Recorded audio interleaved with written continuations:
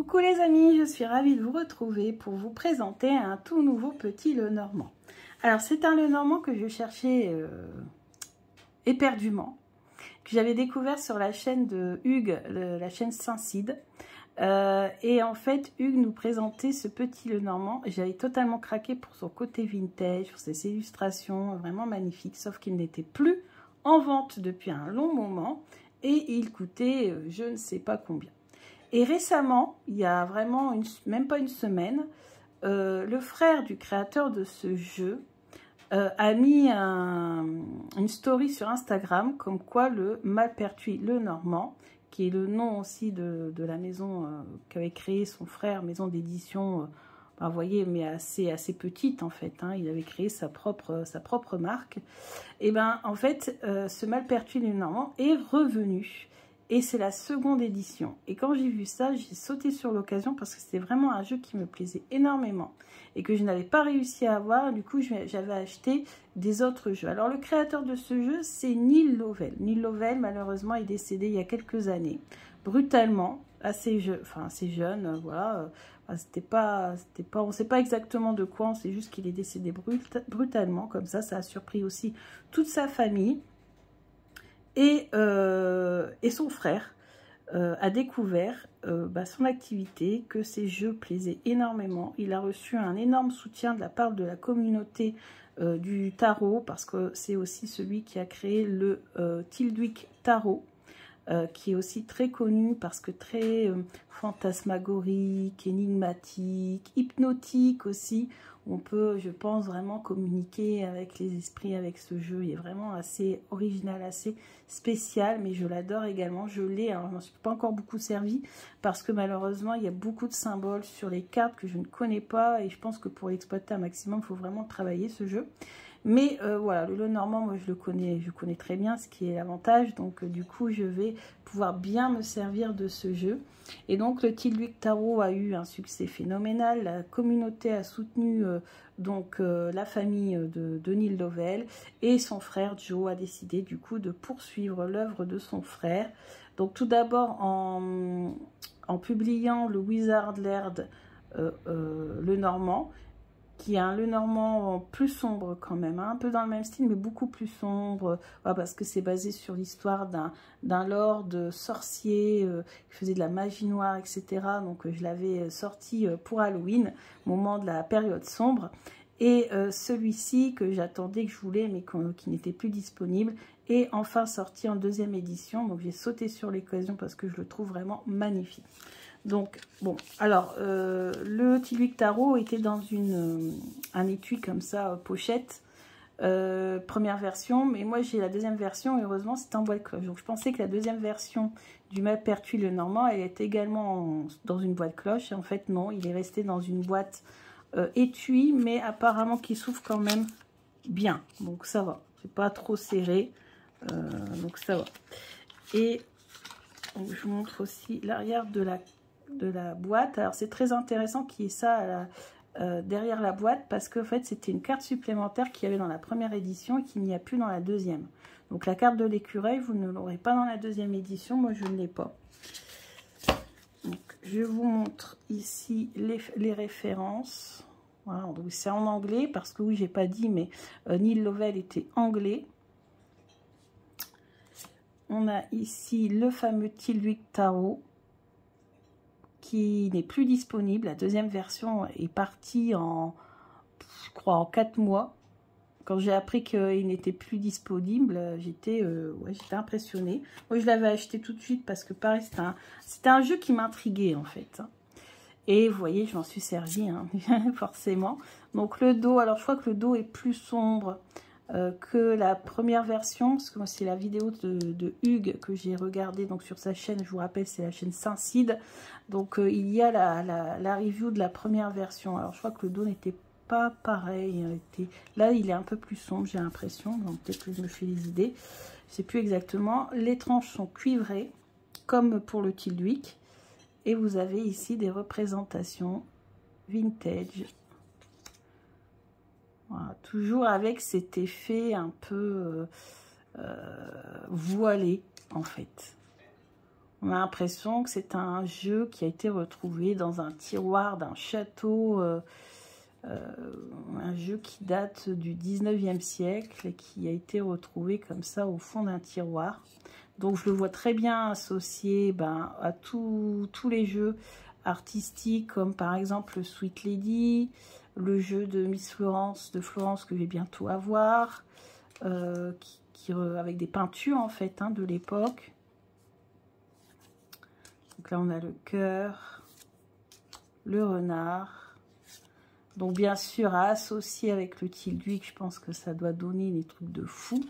Alors moi je m'en suis servi uniquement voilà pour faire des petits tirages, mais pas avec le Tilduik, pas pour faire des trucs de fou quoi entre guillemets, pas parce que franchement je pense que ces deux jeux là associés ils sont hyper puissants, c'est magnifique, c'est juste magnifique. Le jardin, c'est le labyrinthe ici. Alors, on peut voir deux représentations d'ailleurs. Bon, c'est la carte du jardin, mais ça peut être aussi la carte du labyrinthe aussi. Le mont, magnifique. Le cavalier.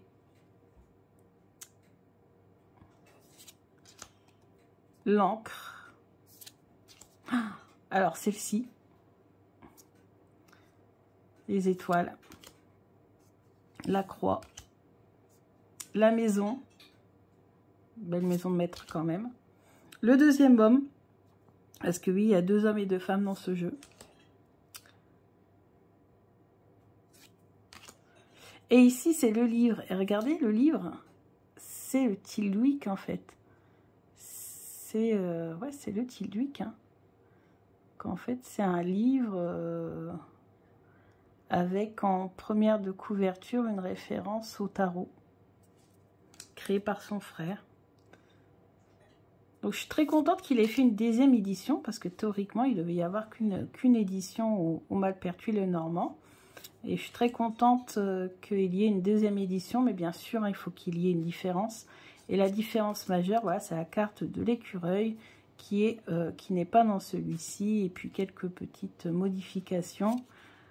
Voilà, pour non plus... permettre à ceux qui ont la première version d'avoir une version unique, ce qui est tout à fait logique et normal. Donc voilà. Donc moi franchement je suis très contente de l'avoir. Il coûte 30 livres. Alors 30 livres ça fait plus en euros. En tout je crois que je l'ai payé avec les frais de livraison qui sont de 10 €. Je crois que j'ai payé en tout 45 €, quelque chose comme ça. Donc ça fait quand même un jeu assez cher. Mais c'est un jeu qui est unique, quoi. Et je pense qu'il va très très vite partir. Je ne pense pas que l'information a été relayée sur Instagram, comme quoi le Malpertuis le Normand est à niveau disponible, contrairement au Tilduik d'ailleurs. Et pourtant, on a beaucoup qui cherchent ce jeu, donc je pense qu'il va être très très vite aussi en rupture, comme le Tilduik. Donc franchement, je suis trop contente de l'avoir, même si c'est la 2e version. Voilà, c'est toujours moins cher. Il était dans les 300 € d'occasion, ce jeu. Donc je suis bien contente quand même si j'ai payé 45 €, je suis quand même très contente de l'avoir. Sachant d'ailleurs, j'étais étonnée que je n'ai pas payé de frais de douane. Donc ça m'a fait plaisir parce que venant d'Angleterre, je m'attendais à payer des frais de douane et en fait non. Donc voilà, voilà. Alors on va faire une petite interview du jeu. Donc on va demander au jeu de se présenter, de me dire comment il me voit. Alors, comment me vois-tu? Donc, les cartes ne sont pas glossy, elles ne sont pas brillantes, mais elles glissent très très bien. Alors, comment tu me vois en la fée? On va dire ses points forts. Ensuite, ses points faibles. Et notre collaboration. Allez, c'est parti. Alors, il se présente comme un jeu qui va être très carré, très structuré.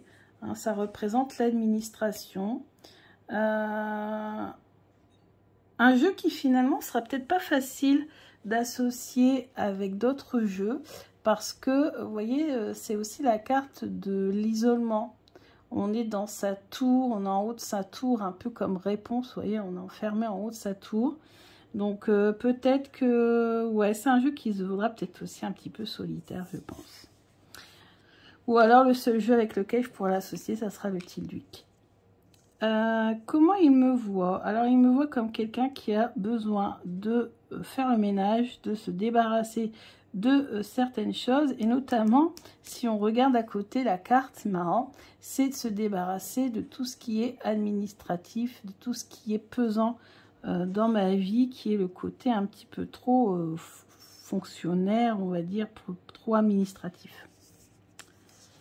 Comment il me voit ensuite? Son poids fort. Oh, son poids fort, c'est qu'il peut faire ressurgir des choses qui sont enfouies, par exemple. Alors, la carte des poissons, ça peut être tout. Hein. Ça peut être l'inconscient, parce que les poissons sont sous l'eau, hein, donc on ne les voit pas.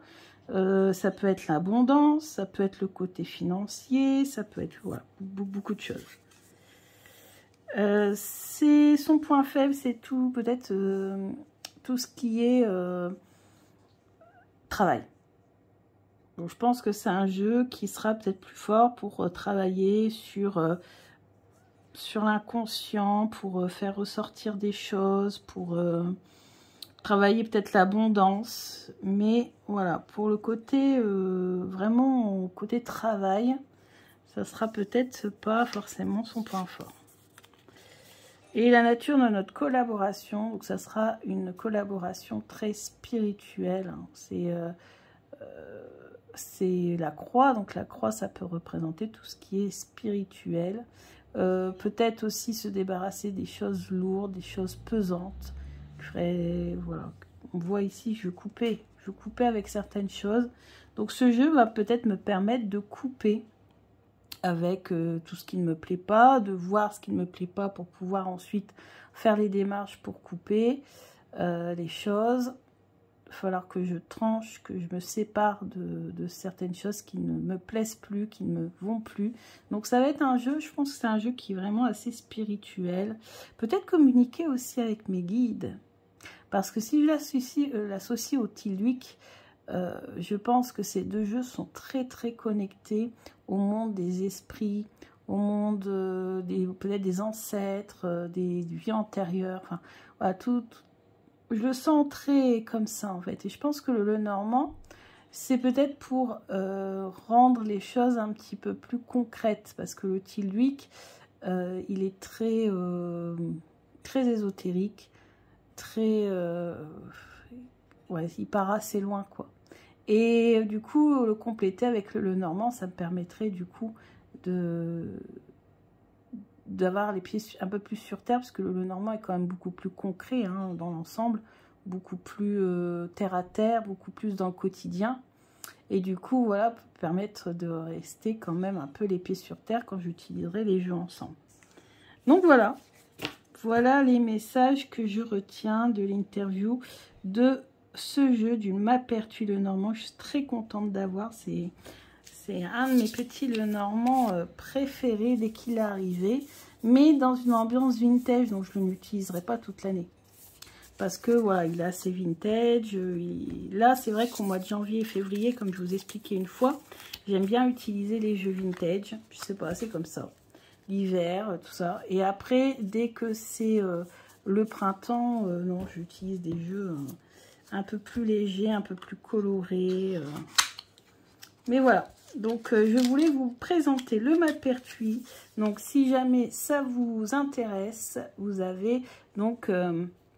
la marque déposée de Neil Lovell qui s'appelle Malpertuis sur internet. Je vous mettrai le lien de toute façon en barre d'infos, comme ça vous pourrez aller voir. Et il y a d'autres jeux disponibles. Le Wizardland est encore disponible, le Tilduik par contre ne l'est plus, le tarot ne l'est plus.